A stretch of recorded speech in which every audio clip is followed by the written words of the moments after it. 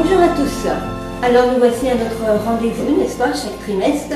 Vous êtes habitués maintenant et merci aussi pour tous les beaux messages d'encouragement que vous nous donnez à chaque fois donc, que vous regardez ces vidéos et que cela vous aide dans l'enseignement donc, de vos jeunes. Alors pour ce prochain trimestre, qui est donc le 3e de 2014, vous voyez vous-même les mêmes personnages. À présent, vous les avez apprivoisés, ils vous ont apprivoisé, n'est-ce pas?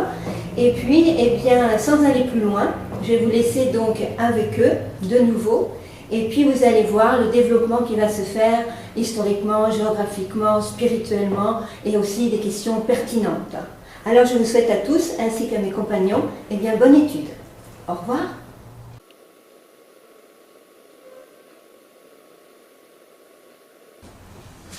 Bonjour à tous, bienvenue à notre étude de l'école du sabbat. Nous avons un trimestre tout à fait passionnant pendant lequel mes deux collègues Olivier Rigaud et Jean-Jacques Chaffograc allons discuter des épreuves que les premiers chrétiens depuis l'époque de Jésus ont dû subir jusqu'à nos jours. Quelles sont les persécutions, quels sont les moyens de dépasser la persécution, c'est ce que nous allons étudier ce trimestre et nous voulons naturellement placer cette première étude sous le regard de Dieu. Je demanderai au pasteur Olivier Rigaud de bien vouloir prier. Notre Père qui es aux cieux, nous voulons te remercier pour cette nouvelle étude, pour ce nouveau chemin que tu nous proposes tous ensemble.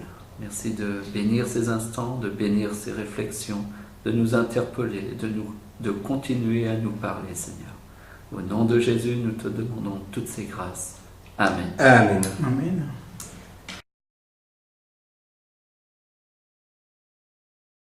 Deux textes bibliques nous sont proposés afin de pouvoir aller plus en avant dans l'étude de cette semaine. Le premier est tiré de Matthieu au chapitre 24 à partir du verset 9.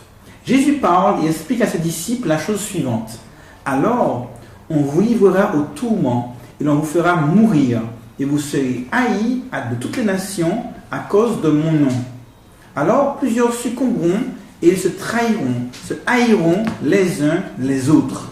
Ce que Jésus dit est assez traumatisant pour les disciples parce que Jésus est en train de leur expliquer que là, il y aura des persécutions. Et en effet, les premiers disciples vont la subir. Le deuxième texte, donc tiré de cette deuxième épître de Paul au Timothée, deuxième épître de Paul à Timothée au chapitre 3, je lis le verset 10, le verset 11 également jusqu'au verset 13. Pour toi, dit Paul, tu as suivi de près mon enseignement, ma conduite, mes résolutions, ma foi, ma douceur, ma charité, ma constance, mes persécutions, mes souffrances. À quelle souffrance n'ai-je pas été exposé à Antioche, à Icône, à Lystre?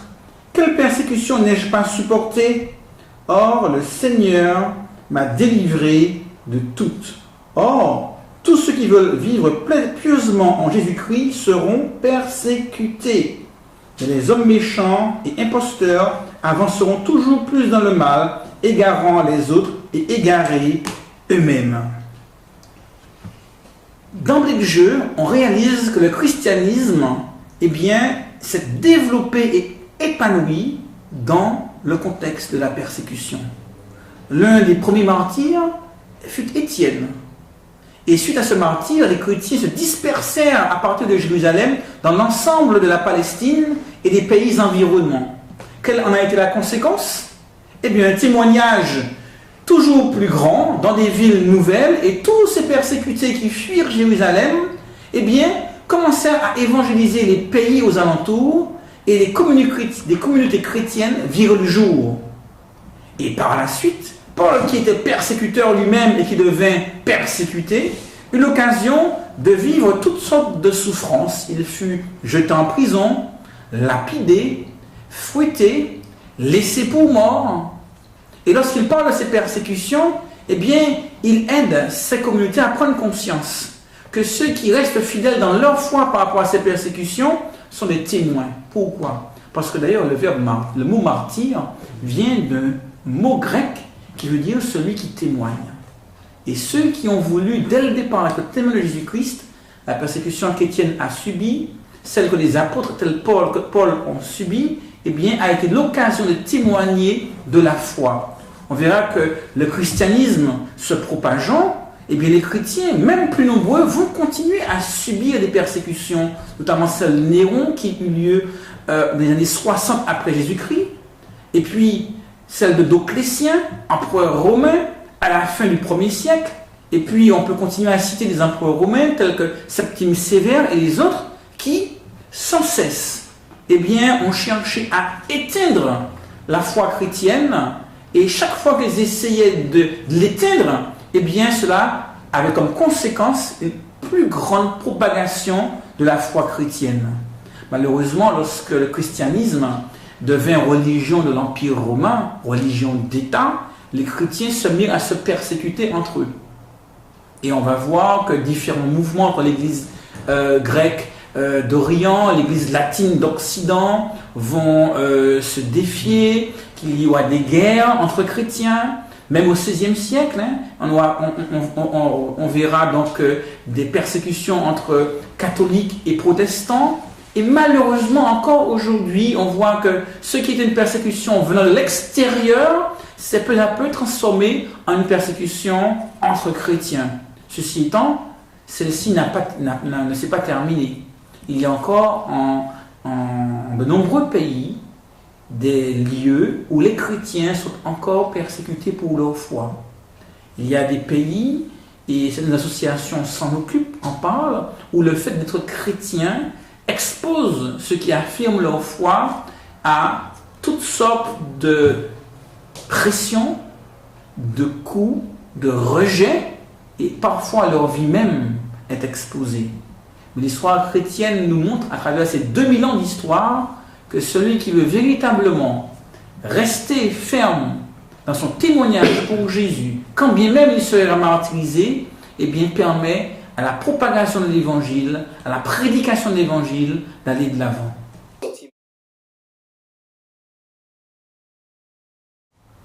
Pour autant, on pourrait avoir le sentiment que parce que ces gens ont été persécutés, bien que ça les ait aidés à tenir bon et que cela a aidé à la promulgation de la foi. Et jusqu'à aujourd'hui, il y a un certain nombre de personnes qui ont une tendance naturelle à rechercher tous les signes possibles de persécution en se disant, voilà, les signes des temps se réalisent, nous sommes persécutés. Je crois que là, il y a un premier point clé à discuter, c'est de la nature et les objectifs de la persécution. Quand bien même la persécution a semblé dans certains contextes être un terreau presque fertile pour la foi chrétienne, ce qui est un paradoxe et presque non-sens, bien, il ne faut pas oublier que l'objectif de la persécution est de tout simplement éteindre la foi chrétienne, l'éradiquer purement et simplement. Ça, c'est un premier point. Pour autant, il faut également apprendre à distinguer la nature et les modes de la persécution, parce que ce qu'on a à l'esprit, c'est ce qu'on nous a inculqué. Les arènes, les lions, les ours qu'on a affamés pendant des semaines, les gladiateurs, les assassinats.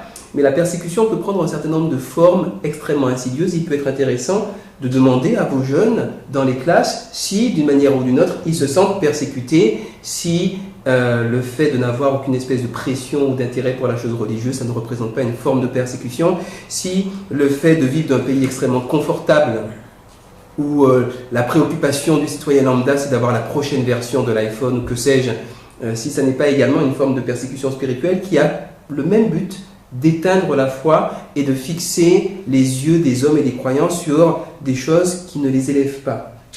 Donc, nature de la persécution, objectif de la persécution.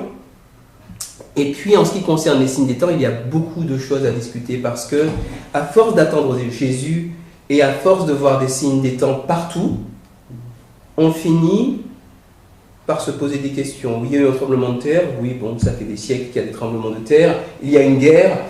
En même temps, je n'ai pas entendu parler d'une période de l'humanité où il n'y a pas eu de guerre. Il y a des famines, ça a toujours existé. Il y a des pauvres. Qu'est-ce qu'il y a de particulier à notre époque? Voilà, ça c'est un point clé également à discuter avec nos jeunes. Quels sont les points clés? Quels sont les éléments nouveaux, particuliers, spéciaux de notre époque qui font que les signes des temps, en particulier les signes cosmiques, tout ce qui concerne la nature, les signes de guerre, pourquoi est-ce que ça a une portée particulière? Alors, une ou deux illustrations. Il y a toujours eu des guerres, mais on est dans une période où l'être humain a la capacité d'éradiquer toute la population. Ça, c'est une nouveauté dans l'histoire du monde. On est dans des capacités de destruction maintenant qui sont sans précédent. C'est-à-dire qu'on est capable d'envoyer des virus modifiés qui ne vont pas vous tuer vous, mais qui vont tuer, par exemple, 1 ou 2 générations après vous. On est capable, avec des produits chimiques, d'éradiquer des populations entières. On peut, par génie génétique, viser seulement les populations qui ont tel type de gènes. Je ne sais pas, par exemple, des gènes asiatiques. On est capable de faire toutes ces choses, et il y a une envergure très spéciale à notre époque dans la capacité de l'homme à détruire. Idem en ce qui concerne les signes cosmiques. Oui, il y a toujours eu des tremblements de terre, il y a toujours eu des étoiles filantes, il y a toujours eu des raz-de-marée, ça a toujours existé, mais on est dans une période tout à fait inédite où l'activité humaine, et en particulier l'activité humaine débridée et incontrôlée, parce qu'on est sans cesse dans une fuite en avant de la consommation, amène des changements structurels majeurs dans l'équilibre écologique de la planète. Ça, c'est quelque chose de complètement inédit. Et là où l'être humain n'avait aucune responsabilité quand il y avait un tremblement de terre, maintenant, dans la disparition d'espèces entières, de nombreuses espèces, dans le changement du climat, qui va amener des tonnes d'îles, d'archipels à disparaître complètement, qui va tuer les espèces animales. Voilà. L'être humain a une sorte de responsabilité morale dans les famines. La planète Terre n'a jamais produit autant de nourriture, et pourtant, il y a toujours ce gap, ce décalage entre les riches et les pauvres qui est toujours plus grand. Dans tous ces signes des temps, il y a maintenant une responsabilité morale et spirituelle de l'être humain qui coïncide vraiment bien avec la notion de jugement de la fin des temps. Donc ce sont des points à discuter, je ne vais pas plus loin. Je cède la parole à Olivier pour les questions ouvertes. Alors, on a déjà brossé un large tableau du sujet. Peut-être, c'est vrai que dans l'église adventiste, j'ai souvent ressenti une certaine appréhension, voire peur par rapport à la fin des temps, au thème de la persécution. Et pourtant, je pense que dans la vision biblique, si Jésus nous avertit de tout cela, c'est pas pour faire peur, mais c'est au contraire peut-être pour nous avertir des événements à venir. Donc peut-être poser la question, pourquoi Jésus nous avertit-il de toutes ces choses? Est-ce que c'est par peur? Et essayer de peut-être aussi poser la question, comment quelque part notre foi peut-elle nous aider à surmonter cette peur de l'inconnu et peut-être de la menace. Voilà. Parce qu'on n'est pas appelé à être des chrétiens qui vivons dans la crainte, au contraire dans l'espérance.